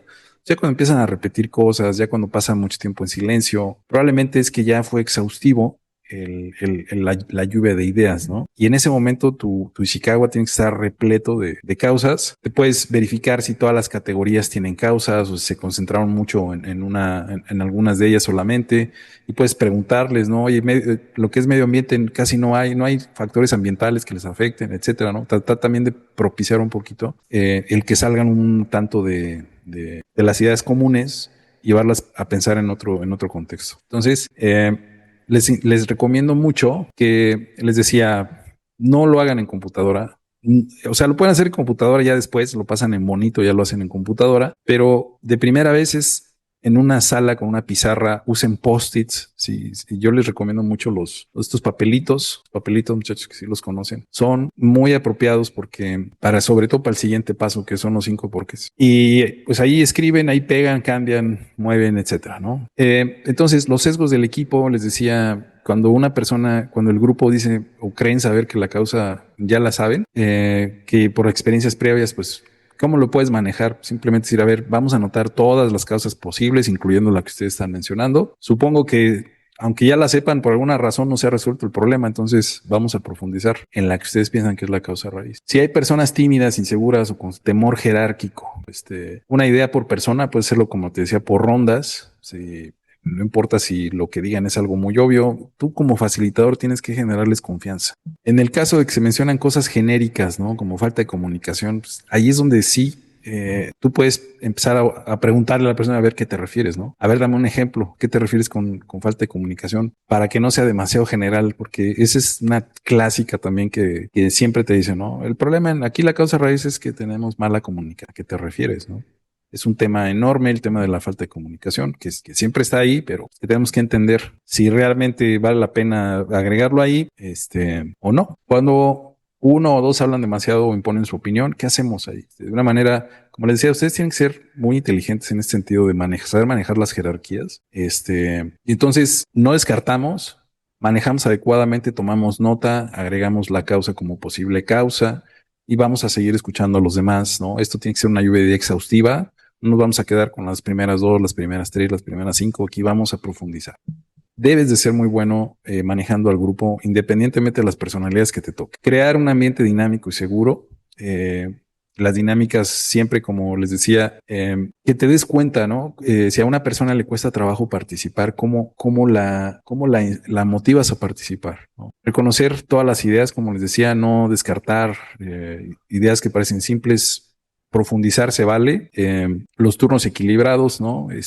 Ver quién no ha participado, quién ha participado menos, escuchar todas las ideas, normalizar los errores, aclarar que equivocarse está permitido, no hay respuestas buenas o respuestas correctas, digamos, en esta etapa. Eso simplemente es lluvia de ideas. Y facilitación de pie, como les decía, muchachos, tiene que ser dinámico, ahí es donde se tiene que ver su liderazgo, saberse mover en una sala. Parte del entrenamiento, cuando hacemos esto en vivo, es justamente exponerlos un poquito al escenario. Entonces hay muchas personas que tienen pánico escénico y por eso no participan mucho en este rol por el pánico escénico. Y eso es normal, es como, pero un Green Belt no puede tener pánico escénico, muchachos, así de fácil. Ustedes tienen que ser más extrovertidos, más seguros. Es como les digo, se tiene que notar en su forma de conducirse, que son personas que están arriba, en su preparación están arriba del promedio. Entonces, recuerdo en estos cursos que les decía, hacen el análisis, la definición del problema y también los vamos exponiendo a que presenten, ¿no? Por ejemplo, a ver, en la etapa de análisis, 5 porqués, etcétera, en varias etapas del proceso, tienen que ser presentaciones intermedias. Entonces, así literal, la práctica es tienes a toda la sala llena, no sé, imagínate 20, 30 personas y te toca pasar al frente. Puede ser que el problema sea sencillo, que conozcas de lo que estás hablando, pero el hecho de exponerte al escenario esa es la práctica justamente, porque si nunca lo haces, no lo vas a poder palpar, no lo vas a poder percibir adecuadamente y sobre todo desarrollar la habilidad, ¿no?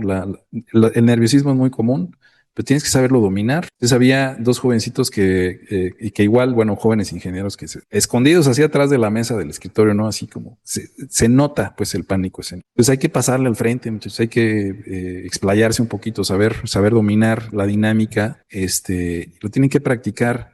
Si ustedes no están muy acostumbrados a esto, búsquenlo, vayan a su área de capacitación, díganle a la persona de capacitación, yo sé de esto, yo puedo dar cursos de esto, yo puedo dar cursos de diagramas de Ishikawa, puedo dar cursos de análisis de capacidad del proceso, puedo dar cursos de 5 porqués, de solución de problemas, y todo lo que van a aprender, ustedes pueden dar cursos, muchachos. Entonces, busquen la exposición, busquen estar al frente de los grupos. No hay otra forma de saberlo hacer, jóvenes, que estar al frente de los grupos. Entonces, para las personas que esto les quede claro, o sea, obviamente esto es sencillo y muy digerible de entender lo que estamos viendo, pero no ven la forma de ponerlo en práctica, ahí está una sugerencia, ¿verdad? Pónganse a dar capacitación. Entonces, preguntas hasta aquí, jóvenes.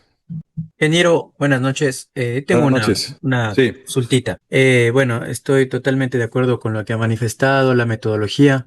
Mucho de ello lo he venido aplicando y otras cosas estoy aprendiendo y los voy a adaptar. Lo que tengo la duda es sobre lo que manifiesta y tiene sentido, ¿no? De que no hay que quedarse con la causa como causa humana, causa raíz de causa humana. Pero yo, por ejemplo, en algunos análisis me he encontrado con esta situación.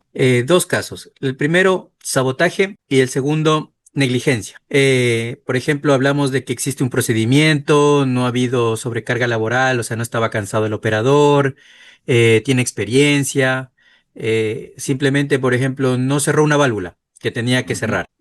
O sabotaje porque a veces se encuentran qué sé yo, condiciones políticas, alguna cosa a nivel de empresa para hacer quedar mal una a otra y queda la falla en una mala operación.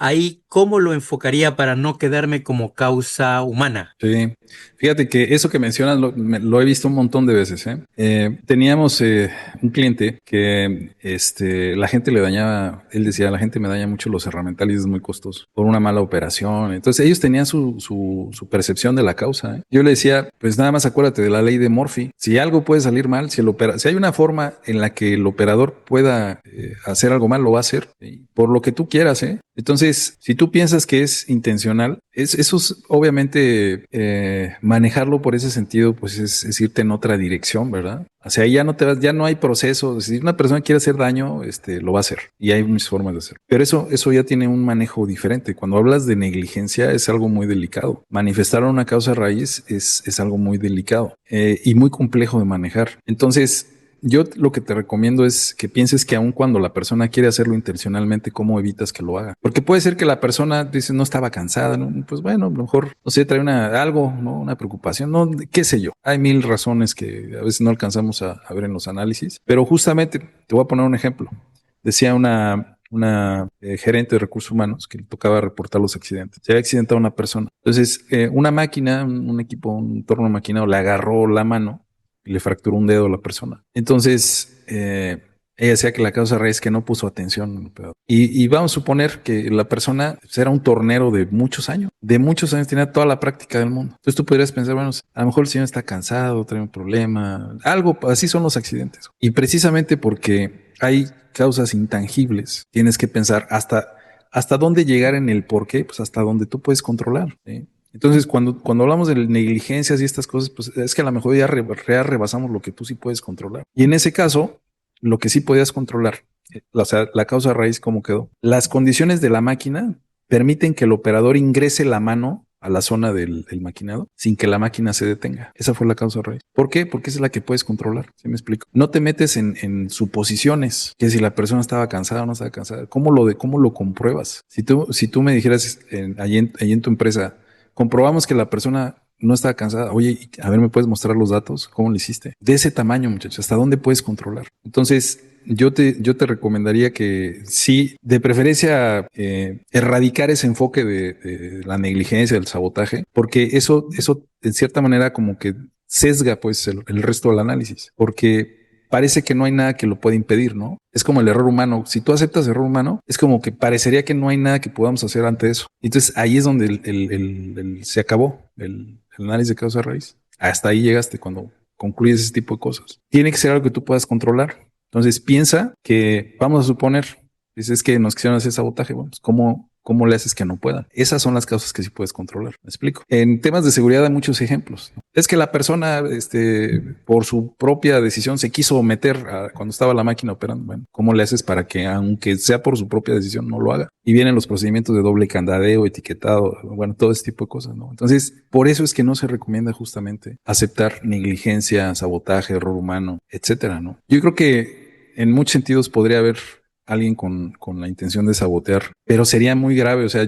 a mí me cuesta trabajo pensar siempre en eso, en el sabotaje, porque me resisto, porque pienso que es algo muy difícil de comprobar, y pienso que los sistemas son vulnerables al sabotaje. Entonces me gusta más pensar cómo los blindas aunque la persona quiera sabotear, aunque la persona... Entonces es que la persona casi se quiso accidentar por su propia voluntad. ¿Cómo lo evitas? ¿Sí me explico? O sea, siempre irte a algo que tú puedas controlar. No sé si te ayudé con la respuesta, Emerson. Es que, ingeniero, justo ahí es el problema. Ya se descartan, por ejemplo, todas las hipótesis, se revisan todos los sistemas de protección, las capas de protección, se evidencia que, por ejemplo, no se colocó en automático la que tenía que colocarse el selector en automático, negligencia. Con eso, superado todas las capas. Lo del cansancio, como le digo, no podemos evaluar a cada operador cada hora para ver si está cansado o no. La percepción de cansancio es obviamente si estuviera doblando turno, ¿no? O sea, doblando la jornada. Entonces, ya tenemos el registro, se tiene el registro de que no se colocó en automática la válvula que tenía, y ahí, hasta ahí llego, por ejemplo, y quedaría como causa humana, negligencia. Sabotaje, un ejemplo, es dejar abierto el drenaje del sistema de la consola de lubricación de una bomba crítica o de una turbina crítica, que ese aceite se va directamente a un drenaje donde no podemos evidenciar que se fue, pero el día anterior o la mañana anterior se rellenó toda esa consola y no hay evidencia de que se haya regado por alguna otra parte. Entonces, como digo, si bien es cierto, no tengo evidencia del lubricante de verlo regado, pero si las válvulas están bien, si se rellenó el día anterior y no se está fugando en ninguna otra parte visible, Sí. es prácticamente eso. Entonces ahí es donde ya en un análisis, si yo sigo haciendo las preguntas del por qué y por qué se regó, y ahí me quedo estancado porque prácticamente es la causa humana, o sea, una persona que lo hizo. Ese es el riesgo de los porqués, ¿no? O sea, si tú te vas al porqué número 10, vas a terminar es que la persona tuvo problemas de drogadicción en su adolescencia. O sea, ya son cosas, son suposiciones que no nos constan, ¿verdad? Y que no podemos controlar. Por eso te decía, tú debes de parar en los porqués hasta la causa que puedas controlar. Y ahorita que lo mencionabas, dijiste algunas. Por ejemplo, mencionabas que la persona no oprimió un botón, ¿no? De automático, una cosa así. Pues es que lo sigues dejando a que lo haga, digamos, a hacerlo de forma manual, ¿no? A que el operador lo tenga que hacer. Entonces, ahí puede ser que tengas una solución, ¿no? O sea, quitar que la operación sea dependiente de que el operador se acuerde de hacerlo, ¿no? Esa es la que sí puedes controlar, ¿no? Eso es lo que se recomienda en este tipo de análisis para que tú puedas llegar a evitar que ese problema vuelva a suceder. ¿Me explico? Entonces, mira, la siguiente clase vamos a hablar un poquito más de los 5 porqués, justamente, porque ahí es donde, si tú no sabes en dónde detenerte de preguntar por qué, puedes empezar a caer en esta situación del sabotaje, de la negligencia. Yo, honestamente, y es una opinión personal, con todo respeto, muchachos, si yo fuera el jefe de calidad o de operaciones o gerente general de tu empresa, yo prohibiría ese tipo de causas, ¿vale? Esas no propician las soluciones efectivas. Es muy difícil cuando te presentan ese tipo de causas quedarte con una satisfacción de que el problema se atacó, se resolvió adecuadamente. Lo que terminan haciendo muchas empresas es despedir a la gente, ¿no? Despiden a la gente, pues yo ya les preguntaría, ¿con eso garantizas que el problema no se vuelve a repetir? Y la respuesta normalmente es no. Puede llegar otro que lo vuelva a hacer, ¿no? Entonces, no es la raíz, a eso me refiero. Yo prohibiría ese tipo de conclusiones. con todo respeto a lo que ustedes hacen, pero valdría mucho la pena que hicieran un replanteamiento a quedarse en el nivel, en los porqués de las causas que sí pueden controlar, ¿de acuerdo? Independientemente de lo que haya pasado con el operador, ¿no? De cómo andabas y lo que haya sido, ¿no? Que no tengamos que suponer cómo estaba el operador. Más bien empezar a ir en esta dirección de que nuestros sistemas sean a prueba de eso, ¿no? A prueba de que la persona se acuerde, que lo tiene que hacer, etcétera, etcétera, ¿no? Eso es lo que yo te podría aconsejar. Muy bien, muchachos. ¿Algo más que quieran comentar? Gracias, Emerson. Me gustó mucho tu ejemplo. Gracias también, ingeniero. Gracias. Muy bien. Bueno, muchachos, entonces miren, vimos aquí varias cosas que les decía, es muy importante que nuestras bases estén firmes en lo que es la forma de abordar el análisis de un problema. Hay problemas que son muy sencillos, ¿no? Pero hay problemas que no son tan sencillos y requerimos de este proceso. Cuando entramos a hacer este proceso, pues hay que hacerlo muy bien, aprovechar muy bien el tiempo, que toda la gente trae el tema de que está muy ocupados todo el mundo, ¿no? Todo el mundo está ocupado en el trabajo. Ese es el paradigma de todo el mundo. Entonces, cuando te convocan a una sesión, si es una sesión de estas o una junta, vamos con mucha, escepticismo, ¿no? De que va a ser una buena reunión, o que va a ser efectiva, que valga la pena. A veces nos salimos con esa sensación de que perdimos el tiempo, que fue pura discutidera, improductiva y demás. Entonces, eso es responsabilidad de un facilitador, ¿no? De una reunión, de un análisis, de lo que sea, que haya un buen aprovechamiento del tiempo.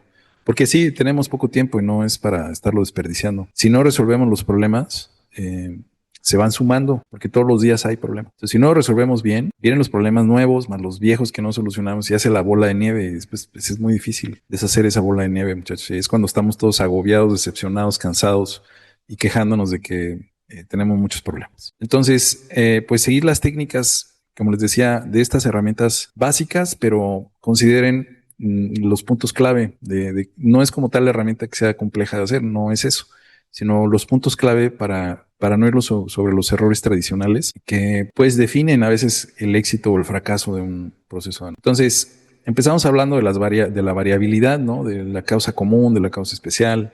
Hablamos de las 6 M's, ¿no? Que nos ayudan en cualquier contexto a detonar ideas, ¿no? Para eso nos sirven estas categorías. El rol del facilitador o el rol del Green Belt, que es crítico, muchachos. Yo sé que somos valientes todos los latinos, ¿verdad? Y que cualquier persona puede tomar la iniciativa de pararse al frente de un grupo, pero se necesitan habilidades. Y la persona que está al frente no garantiza, ¿no? O sea, no todo el mundo sabe hacer un proceso, facilitar un análisis de causa raíz. Hay que tener pues una mínima capacitación en este sentido. Y pues bueno, a grandes rasgos, pues es lo que vimos, muchachos. Hablar con hechos, no con opiniones, etcétera, etcétera. Yo quisiera, les voy a pedir una tarea, que desarrollen una tarea. Les voy a mostrar qué es lo que vamos a hacer y les voy a compartir también un video que es muy importante. Pero primero vamos a ver este caso, ¿no? Les voy a compartir, en esta liga, ahí ustedes le hacen clic ahí en su material y los va a llevar al siguiente video que vamos a ver. Y lo que les voy a pedir es que hagan el diagrama de Ishikawa, cada uno de manera individual. La siguiente clase, pues les voy a preguntar cómo les fue. Seguramente, pues este es un ejercicio fácil, pero pues quiero llevarlos en este sentido a practicar un poquito. Entonces les voy a revisar la próxima clase. Vamos a ver de qué se trata. Este es un link de YouTube. Entonces vamos a ver. Descripción del evento. El día 20 de marzo de 2013, trabajadores de una empresa contratista se encontraban realizando el reforzamiento de las rejillas del pasillo central del segundo nivel de la nueva planta UFRO como parte de la construcción. Pregunta, muchachos, ¿sí se escucha el sonido del video? Sí. ¿Sí? Ok, lo dejo correr entonces. Montaje y puesta en marcha de las obras requeridas para la implementación del sistema de agua del proyecto Plan Maestro de Servicios. Línea del tiempo. A las 7 de la mañana se inició la jornada laboral con la charla de seguridad de 5 minutos dirigida por el capataz encargado de la labor, revisión de permisos de trabajo y divulgación de análisis de trabajo seguro para las actividades correspondientes al montaje y desmontaje de estructuras metálicas. Se validó el permiso de trabajo con el funcionario encargado del área. Posteriormente, se informó a cada trabajador las actividades correspondientes por ejecutar. El personal se puso los elementos de protección personal requeridos para la tarea. Fueron organizadas las herramientas a usar y se trasladaron al sitio de trabajo donde se revisaron las condiciones del área. Hacia las 7:35 se iniciaron las labores de soldadura de la última ménsula faltante, labor que se realizó en 20 minutos por parte de un soldador de la empresa contratista encargada.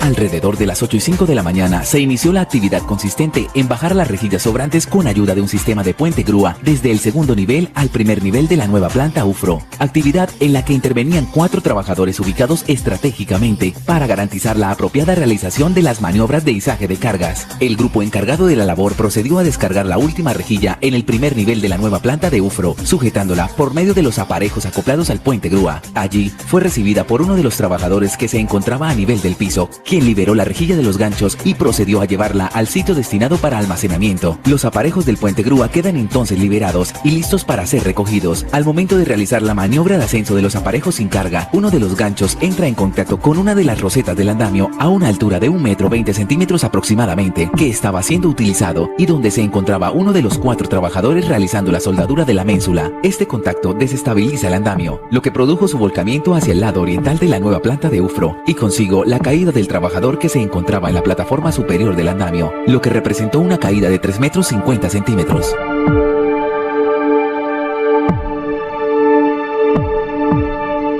El trabajador afectado fue remitido para atención inmediata al Centro de Atención Primeros Auxilios CAPA. Andamio rodante usado en la actividad. A. La altura del andamio no supera en 3 veces la longitud de la menor de las dimensiones de su base, ancho o largo, para lograr su autoestabilidad. Relación 3:1. B. El andamio estaba diagonalizado en todas sus caras. C. El andamio es vertical, con una sola plataforma, sin voladizos ni ménsulas. D. El andamio solo es usado sobre las superficies firmes y niveladas. E. Las barandas y guardapiés fueron instaladas en todos los lados abiertos y extremos de las plataformas. F. La elección del sistema de ruedas es acorde con el tipo de carga a soportar. G. Las condiciones del área se encuentran libres de obstáculos y restos de materiales que puedan trabar las ruedas en su desplazamiento. H. Antes de su uso, se verificó el correcto funcionamiento del sistema de freno para cada una de sus ruedas. Y, durante el uso, se verificó que todas las ruedas del andamio estuvieran trabadas y sus dispositivos individuales de freno asegurados. Bueno, esa es la tarea, jóvenes. Entonces van a hacer ustedes el diagrama de Ishikawa. Háganlo a detalle, por favor, porque después de esto, lo que sí es que tenemos que llegar a la causa raíz. Entonces, hasta aquí, digo, ya iremos viendo, ya vamos a ir desglosando para que podamos pues ver justamente las lecciones aprendidas, ¿no? De la teoría a la práctica. Entonces, la tarea simplemente es hacer el Ishikawa de esto, muchachos, pero claro que tenemos que nosotros pensar que esto lo vamos a hacer para llegar a la causa. O sea, con este ejercicio, lo que sí voy a necesitar que me digan después que avancemos al siguiente tema, y se va a quedar de tarea, es que me digan la causa raíz. Y les adelanto, muchachos, que la causa raíz no puede ser falta de supervisión, no puede ser falta de un procedimiento, no puede ser ese tipo de cosas.